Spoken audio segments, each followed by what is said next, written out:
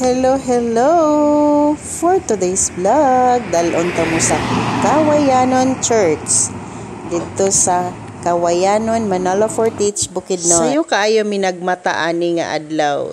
Domingo man ni siya kay para manimba. So gawas na mi diri sa amuang lugar. So mao ni ang dala namo pagawas padulong sa highway. Medyo layo-layo man ang Kawayanon, so nagtubil sa daan si Matbik sa sakyanan para diretso-diretso na amo ang lakaw. Domingo day ni nga adlaw, so kamaong mingaw pod kaayo, wala kaayo mga sakyanan og mingaw ang sentro sa Alae basta Domingo. Naa mi sa sentro sa Alae, so makita ninyo guys. So gamay ra kaayo ang sakyanan, mingaw kaayo ang mga dalan. Wala pod kaayo mga bus. So mao na siya ang trademark sa Alae, so labay na mi. Kani nga lugar dire, Mantibugaw na di ay ni siya. So unahan lang gamay sa sentro sa Alae. Makita na to ang Mantibugaw nga area. Makalabay ta diri og bridge. Mantibugaw na din. So after Mantibugaw, kani siya Lunukan na dayon siya. Lunukan, Manalo Fortich, Bukidnon. So kung kamo magbiyahe ikan Alae padulong pa Bukidnon, malingaw gyud mo diri kay sada kaayo ang mga view sa dalan. Ang kuyog namo si Lali lang kay si Ella na ay pay gilakaw. So siya kuyog ina siya bisan kuyog. Ang akong Mr. Driver, focus kaayo siya sa iyang pag-drive. Pasulod na mi diri, mao na ni siya ang going to Kawayanon. So pasulod na mi siya. Dayon, mao na ni siya ang lugar. Kung buntag, nice kaayo ni diri guys, kay makita nimo kung buntag sayo ang mga baka sa Del Monte sa kada kilid. Pero karon udto-udto naman, so wala na kay makita. So here we are, naanami sa Kawayanon Church. Sa gawas pa lang makita na nimo ang simbahan na grabe gid siya ka holy. Mutuo ba mo guys nga blessed daw ang mga tao nga moanhi diri? So comment below guys sa katong nga naka-experience.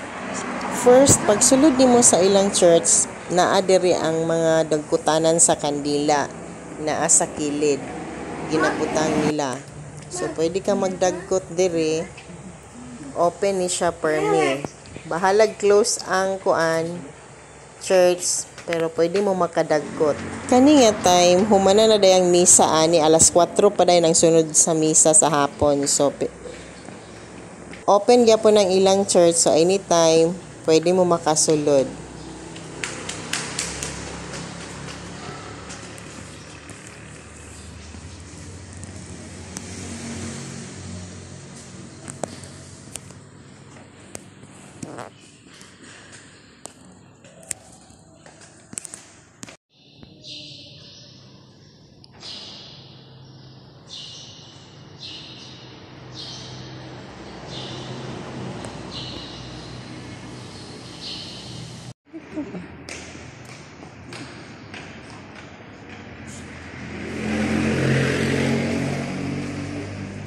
Kani nga time, papauli na mi ani.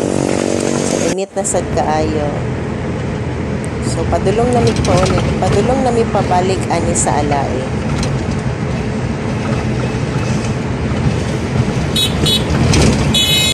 Naay 7-Eleven diri sa Alae. So, naghapit sa mi kay gigutom daw si Lali. So, iyang gusto kanon daw kay hotdog in bun. So ni dool mi diri no, gipapili na ko si Lali kung unsa iyang gusto nga hotdog. Kay gigutom daw siya. Sada gihapon kay ang 7-Eleven diri sa Alae guys. Dako gihapon ng ilahang store din ani.